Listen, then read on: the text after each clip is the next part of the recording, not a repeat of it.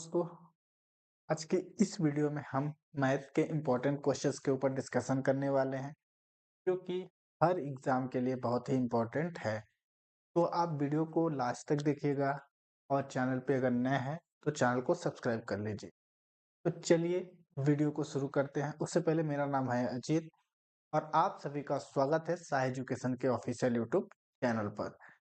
तो चलिए पहला क्वेश्चन आपकी स्क्रीन पे है। ये सारे क्वेश्चंस पीवाईक्यू आधारित है, जो कि पुराने एग्जामों में आए हुए रियल क्वेश्चंस हैं। तो इससे आप क्या होगी कि जो आगामी एग्जाम्स होने वाले हैं उन सभी एग्जामों के लिए बहुत इम्पोर्टेंट हो सकती है। तो अगर आप इसमें जो वीडियो और ऑडियो की क्वालिटी एकदम क्लियर हो तो कमेंट करिए। तो चलिए पहला क्वेश्चन आपके सामने है। भावना और भूमि एक व्यवसाय में 2:10 के अनुपात में निवेश करती हैं। यदि कुल लाभ 1140 है तो भावना और भूमि को प्राप्त लाभों में कितना अंतर है, ये हमें कैलकुलेट करना है। सबसे फर्स्ट ऑफ अगर हम बात करें भावना की और भूमि की, तो जो भावना है, भावना और जो भूमि, भावना और भूमि दो लोगों का रेशो हमको दिया गया है। भावना के द्वारा 2 के अनुपात में और भूमि के द्वारा 10 के अनुपात में पेमेंट, जो भी अमाउंट इन्वेस्ट किया गया, अगर हम इन दोनों रेशो को आपस में ऐड कर दें तो ये आपस में मिलेंगे के बनेंगे 12। टोटल जो प्रॉफिट है वो 1140 रुपए का है। तो हम क्या करेंगे, 1140 को ऊपर रखेंगे, नीचे में जो अनुपात है उनका जो सम आया है वो लिखेंगे।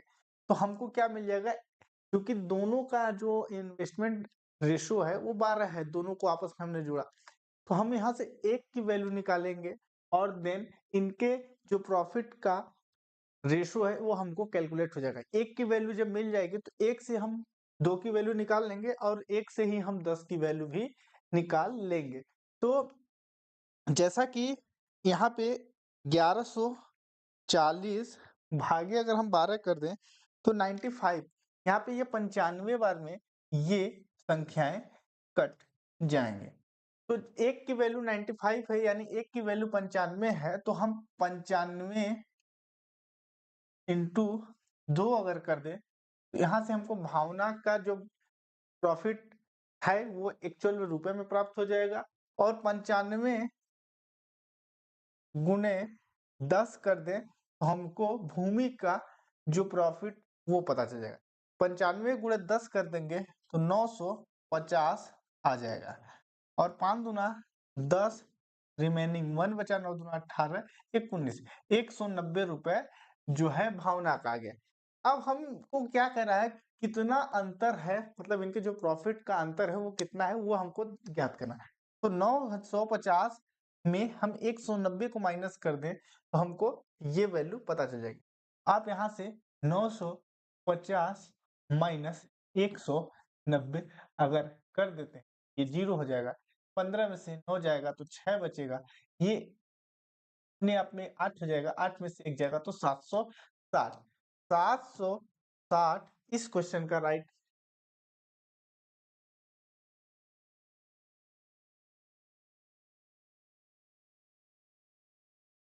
760 इस क्वेश्चन का राइट आंसर हो जाएगा। एरर टाइपिंग है, इसको आप करेक्ट कर लीजिएगा।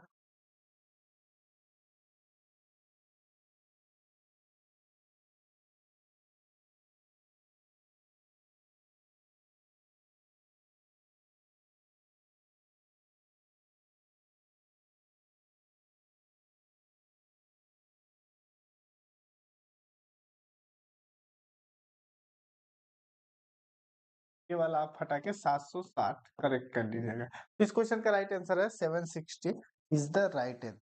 देन अगला क्वेश्चन, अगर हम अगले क्वेश्चन की तरफ चले तो अगला क्वेश्चन आपके सामने है। 7.7 सेंटीमीटर त्रिज्या वाले एक अर्धगोले का आयतन दशमलव के एक स्थान तक ज्ञात करना है। पाई का मान 22/7 हमको ज्ञात यूज करना है। अगर हम बात करें इस क्वेश्चन की दोस्तों, तो सबसे फर्स्ट अर्धगोले का जो फॉर्मूला होता है अर्धगोले का फॉर्मूला ई बराबर pi r pi r sorry 2/3 pi r square. ये अर्धगोले का जो सूत्र है v बराबर 2/3 पाई आर क्यूब। तो अब हमारे पास जो वैल्यू दी गई है उससे हम इस सूत्र में फॉर्मूले में वैल्यू को रखेंगे। v मतलब अर्धगोला, देन 2/3 पाई का मान हमको बोला गया है 22/7 यूज करना है, तो हम 22/7 यूज करेंगे। r का मान मतलब 7.7 इंटू 7.7 इंटू 7.7 यूज करना है। अब अगर हम बात करें 7.77 गुणे 7.77 गुणे 7.77 करेंगे तो 456 दशमलव कितना करेंगे तो 456 दशमलव में आएगा 456.53 यहाँ पे हमको मिलेगा 533 इतना यहाँ पे मिल 22 दूना होता है 44, इन दोनों का इंटू करेंगे अगर हम तो हमको 44 मिलेगा। 7 त्रिक 21 होता है इधर इंटू। अब अगर हम 456 या 44 भागे 21 कर दें तो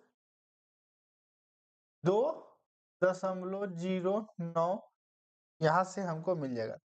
अब जब हम इसको 2.09 इंटू 456.533 करते हैं तो हमको जो आंसर मिलेगा 546.533। तो इसमें हमको मिलेगा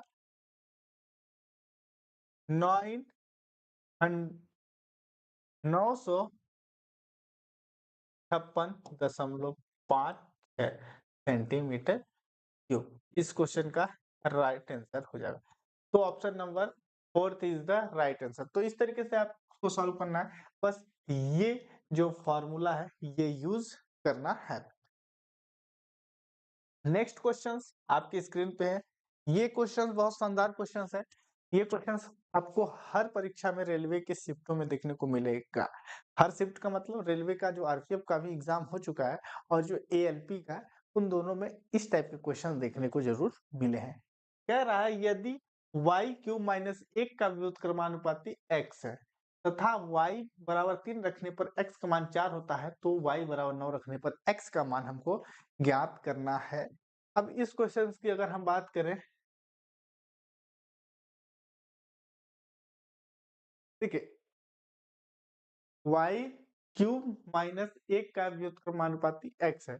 अगर हम यहाँ पे x व्युत्क्रमानुपाती 1/y³ रखते हैं, ये यहाँ से यहाँ तक में ये चीज कह रहा है। अब अगर इस चीज को हटाने के लिए हम एक कांस्टेंट वैल्यू रखते हैं तो x बराबर 1/y³ - 1 और ये हो जाएगा 1 की जगह पे k। अब हम आगे जब करेंगे तो x इक्वल टू k/y³ - 1 इतना हो गया। अब यहाँ पे हमको कह रहा है y बराबर 3 रखने पर x का मान 4 प्राप्त होता है। अब हम चलते हैं ये वाला जो है y बराबर 3 रखने पर, y बराबर 3 हम रख लेते हैं यहाँ पे, x का मान 4 होता है तो x का मान हमको यहाँ पे 4 3 अगर हम यहाँ पे रखेंगे तो यहाँ पे हम 4 रखेंगे। हमको यहाँ पे बोला जा रहा है इक्वल टू, क्योंकि यहाँ से हम k की वैल्यू निकाल रहे हैं तो y बराबर 3, तो 3 का क्यूब माइनस 1 तो 4 बराबर k। 3 तिकाई 9 त्रिक 27 9 9 सॉरी 9 9 9 100। तो यहाँ पे 3 का क्यूब यहाँ पे हमको मिल जाएगा 27 और -1।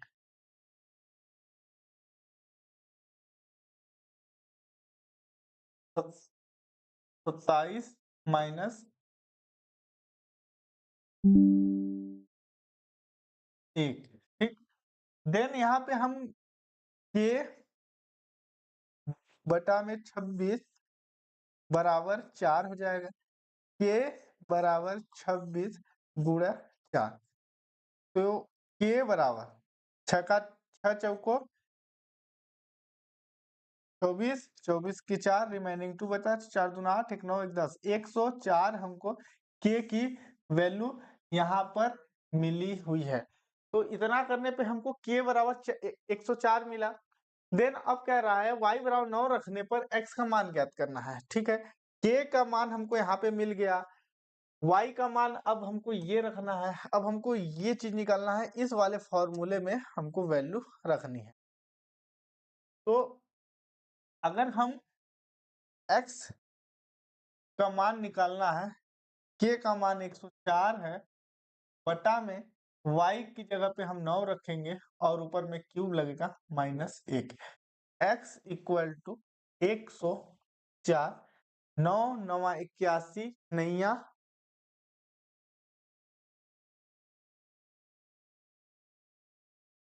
729, 729 729 माइनस करेंगे 1, तो x बराबर 104 बटा 728 हमको यहाँ पे मिली।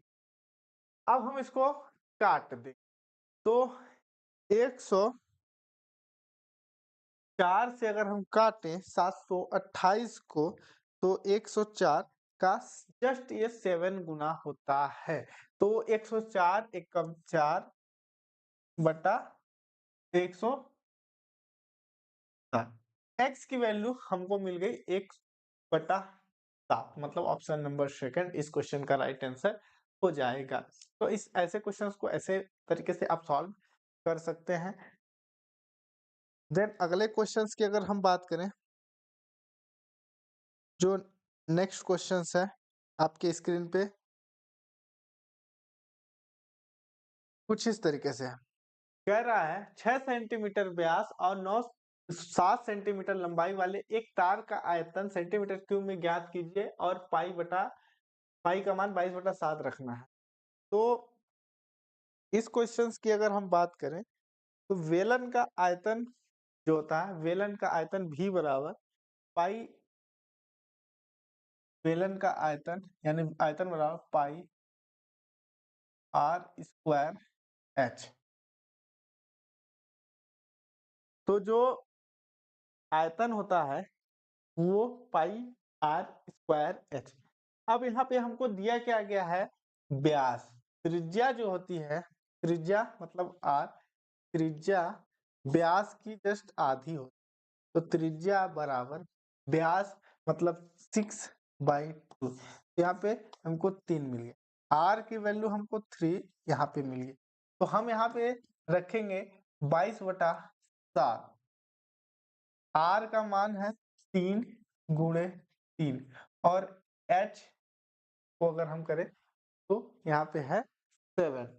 देन अब हम इसको सॉल्व करें अगर, तो ये 7 से 7 कट जाएगा, 3 तिकाई 9, 22 गुणे 9, 9 दूना 18 की 8, एक बचा 9 दूना 18 को 19, 198 का मतलब ऑप्शन नंबर 4 119,800 इस क्वेश्चन का राइट आंसर हो जाएगा।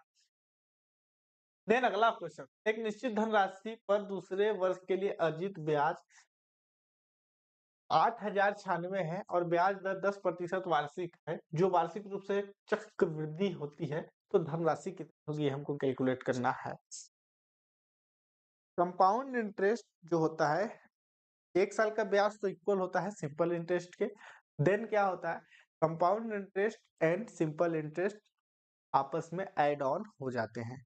तो यहाँ पे कह रहा है, प्रश्न को एक बार अगर आप ध्यान से पढ़ें, तो क्वेश्चंस कह रहा है कि जो धनराशि इन्वेस्ट की गई थी, दूसरे वर्ष का जो इंटरेस्ट अमाउंट है, सेकेंड ईयर का जो इंटरेस्ट अमाउंट है वो है 8,096 रुपए। ₹8,096 सेकेंड ईयर का जो इंटरेस्ट अमाउंट है। कंपाउंड इंटरेस्ट में जो वैल्यू लगी थी उसका जो ब्याज दूसरे साल का है वो ₹8,096 है। अब इसको हम देखते हैं कैसे करना है।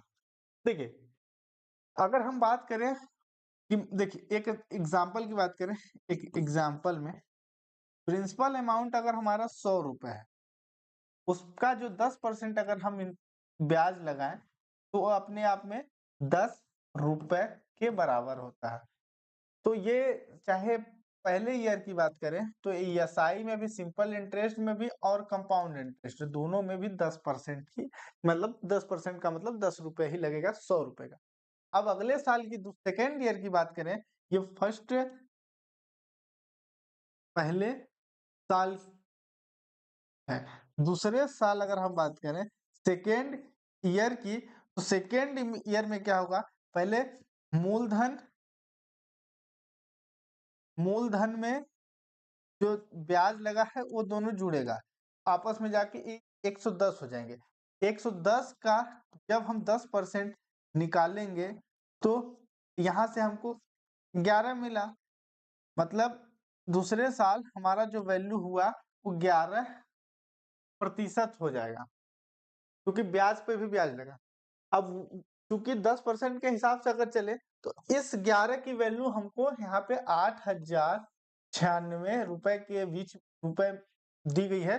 वो कितना है, 8,096 जो है 11 के बराबर है, तो गुणा में हम 100 निकाल दे 100%, तो हमको मूल अमाउंट मिल जाएगा। तो यहाँ पे 8,096 भागे अगर 11 कर देंगे तो 736 बार में ये कटेगा, 736 बार में ये कट जाएगा। और 736 गुणे 100 का मतलब होता है ये 73,600 इस क्वेश्चन का राइट आंसर हो जाएगा। अब कैसे हुआ ये देख लीजिए। यहाँ पे हमको जो प्रश्न में ही कह रहा है कि जो ब्याज अमाउंट है दूसरे साल का वो है ₹8,096 ओनली फॉर इंटरेस्ट रेवेन्यू। पहले साल अगर हम ₹100 मानते हैं इन्वेस्ट किया तो उसका 10% ₹10 ही होगा, चाहे वो साधारण ब्याज हो चाहे वो चक्र वृद्धि ब्याज हो, दोनों केस में सेम ही अमाउंट लगेगा। दूसरे साल का जो ब्याज होगा वो पहले तो प्रिंसिपल में ये ब्याज जुड़ेगा, 100 में 10 जोड़े तो 110 हुआ, 110 का 10% होता है 11 रुपए का ब्याज लगा दूसरे साल में। अब परसेंटेज की बात करें तो ओवरऑल ये 11% के आसपास ही है। अब ये क्या होगा कि ये चीज हमको दिया गया है रुपए में, 8,096 की वैल्यू जब 11 है तो उसका 100% ₹73,600 होगा।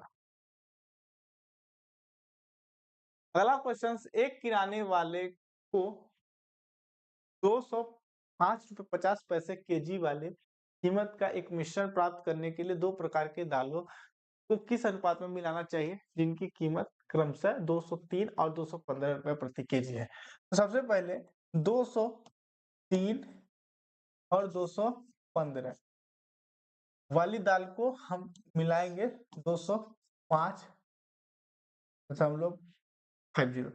अगर 203 में हम 205 को माइनस करेंगे अगर, तो यहाँ से ऐसे तो 2.5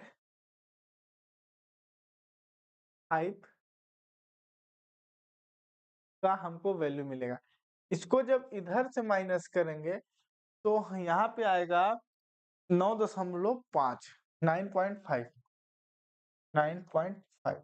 जब इसको अगर हम काट दें अगर, तो ये 1.9 से कट जाएगा, 5 से अगर हम काटते हैं तो, और उसको जब काटेंगे तो वो 0.5 से डिवाइड हो जाएगा। और अगर इस अकॉर्डिंग हम चले तो ऑप्शन नंबर फर्स्ट इस क्वेश्चन का राइट आंसर हो जाएगा, क्योंकि एक पॉइंट इधर नीचे जब इंटू कर देंगे तो मतलब इनमें जब 10 का हम इंटू कर देंगे तो हमारा वही आंसर आ जाएगा। अगला क्वेश्चन, 7 संख्याओं का एवरेज यहाँ पे दिया गया है 53 दिया गया है, और प्रत्येक संख्या में 4 की वृद्धि की जाए तो नया औसत कितना होगा, ये हमको कैलकुलेट करना है।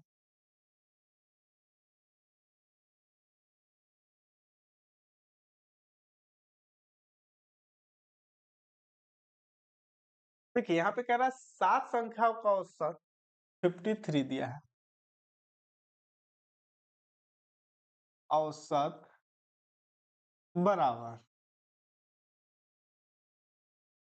कुल योग बटे संख्या।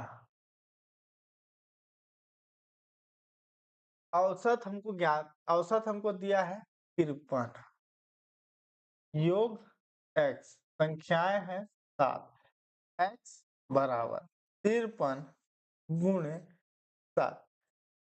तो 7 दूना 14, 7 त्रिक 21 की एक रिमाइंडिंग 2 बचा, 7 पाना 35, एक 36, एक 37, 351 जो है इनका सम है सातों संख्याओं का। यदि प्रत्येक संख्या में 4 की वृद्धि कर दी जाए तो टोटल संख्याएं हैं 7। 7 संख्याओं में अगर हम 4 का गुना कर देंगे तो 28 हमको देखने को मिलेगा।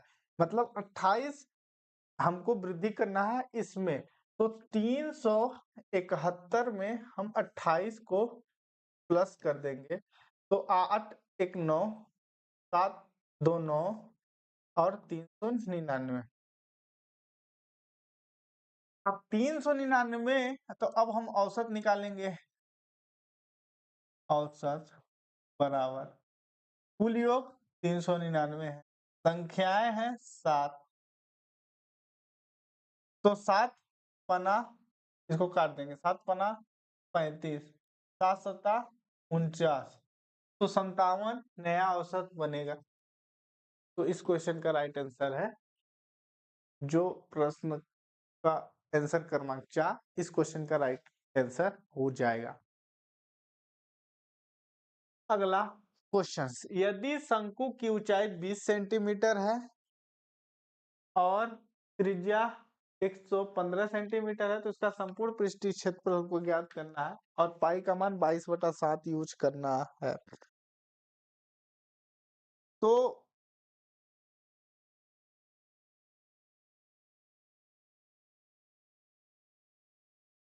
देखिए एच की वैल्यू हमको दिया गया है, मतलब हाइट जो दिया है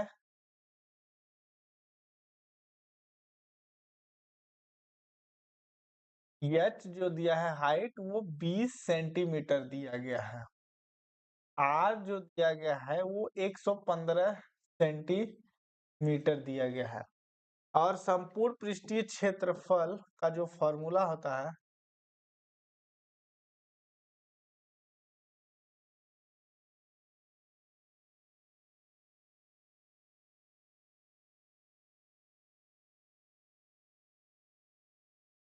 संपूर्ण पृष्ठीय क्षेत्रफल इक्वल टू पाई आर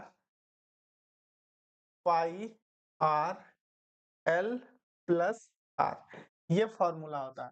अब इस फॉर्मूले पे हमको वैल्यू को रखना है, तो यल कैसे निकलता है, तो यल बराबर होता है, एल निकालने के लिए हम रूट में हाइट का स्क्वायर प्लस त्रिज्या का स्क्वायर करते हैं।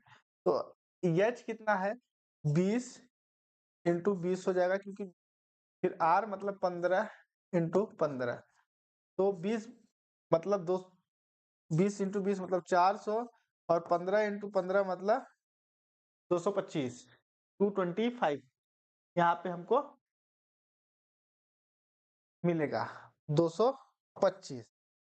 अब इन दोनों को जोड़ेंगे तो 625 आएगा और 625 का मतलब यहाँ पे हमको 25 मिला। एल की वैल्यू हमको यहाँ पे मिल गई, एल बराबर हो गया 25। अब हम इसमें पूरा वैल्यू रखेंगे, पाई का मान 22/7, एल का मान, एल का मतलब 25 और आर का मतलब 15, इन 22/7 और यहाँ पे होगा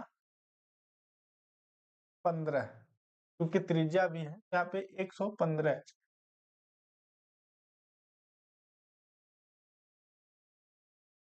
यहाँ पे होगा, इधर हम कर लेते हैं 15। यहाँ पे होगा ये 15 और इन दोनों को जोड़ेंगे 30, 10, 40 तो 22/7 गुणे 15 तो 40 गुणे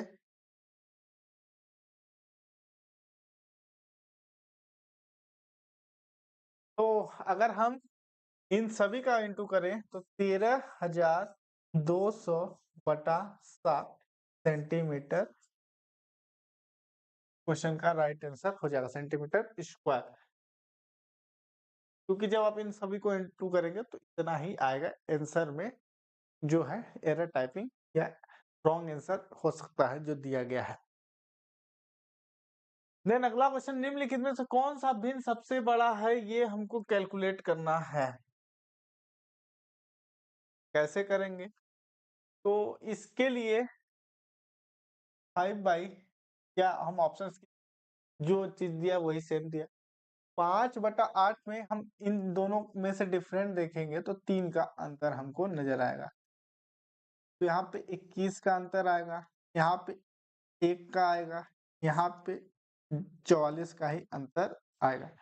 अब हम क्या करेंगे कि 3/8 करेंगे, तो यहाँ पे 3/8 करेंगे, फिर 21/26 करेंगे, 1/64 करेंगे और 44/40 डबल 8 करेंगे। तो 44 एकम 44, 44 दूना 88, यहाँ पे मिल जाएगा 1/2, भाग नहीं जाएगा 0.50, यहाँ से हमको मिल गया। 1/64 का मतलब होता है 0.0156, मतलब 0.0156 ए हो गया। 21/26 का मतलब हो गया, 21/26 का मतलब 0,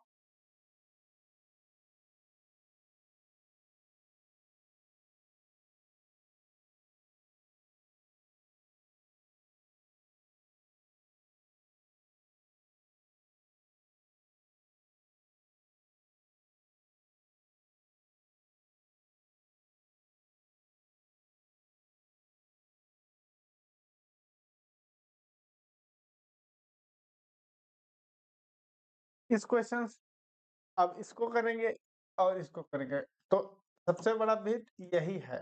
तो option number 4 is the right answer. Then last question, Raghu अपनी यात्रा 15 घंटे में पूरा करता है। वह आधी दूरी 57 किलोमीटर की चाल से और शेष आधी दूरी 78 किलोमीटर की चाल से तय करता है। संपूर्ण यात्रा की कुल दूरी किलोमीटर प्रति घंटे में हमें कैलकुलेट करना है। तो रघु जो है 2 तरीके से अपनी दूरी को पूरा कंप्लीट करता है। तो पहली दूरी के लिए माना कि कुल दूरी, संपूर्ण दूरी, माना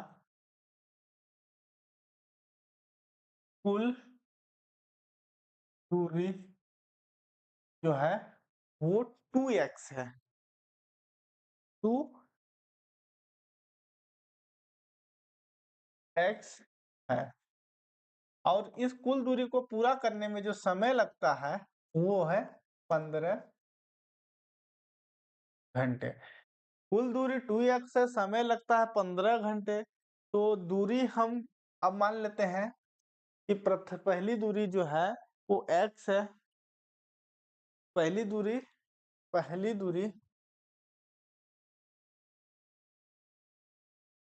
x है।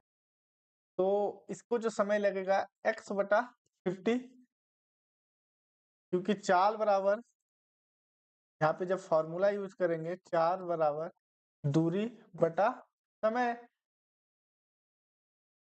अब चूंकि 57 किलोमीटर प्रति घंटे की चाल से चल रहा है, तो हम यहाँ पे क्या करेंगे कि x/57 यूज हो जाएगा, क्योंकि x किलोमीटर को 57 घंटे में, सॉरी 57 किलोमीटर प्रति घंटे की चाल से यूज चल रहा है। फिर दूसरा भी है x बटा वो हो जाएगा 78 किलोमीटर प्रति घंटा। अब अगर हम इसको सॉल्व करें अगर पूरी तरीके से, x/57 प्लस x/78, इनको कवर करने में उसको 15 घंटे का समय लगता है। तो हम यहाँ से नीचे से ले लेंगे एलसीएम, तो एलसीएम लेंगे तो एलसीएम मतलब 4446 एलसीएम हम यहाँ पे ले लेते हैं 4446 और ऊपर में हो जाएगा 78x और इधर हो जाएगा 57x इक्वल टू 15। तो 78 और 57 को जोड़ेंगे तो वो आएगा 135। तो ये हो जाएगा 135 x इक्वल टू 15 गुणे 4446। जब हम 4446 गुणे 15 कर दें अगर तो 66,690 66,690 इधर मिल गया और ये हो जाएगा 135x। ठीक, अब यहाँ पे हम करेंगे 66,990 x बराबर, तो यहाँ पे हो जाएगा 135। 135 से जब हम इसको डिवाइड करेंगे तो 494 यहाँ पे मिलेगा 44494। x की वैल्यू मिल गई 494, तो हमको 2x निकालना है तो इसमें बस 494 में 2 का गुना कर दें। 4 दूना 8, 9 दूना 18 की 8 हासिल का 1, 4 दूना 8 988 का मतलब ऑप्शन नंबर सेकेंड इस क्वेश्चन का राइट आंसर हो जाएगा। तो ये सारे क्वेश्चन दोस्तों रेलवे के एग्जाम में आए हुए क्वेश्चंस थे। मिलते हैं अगली नई वीडियो में, तब तक के लिए धन्यवाद।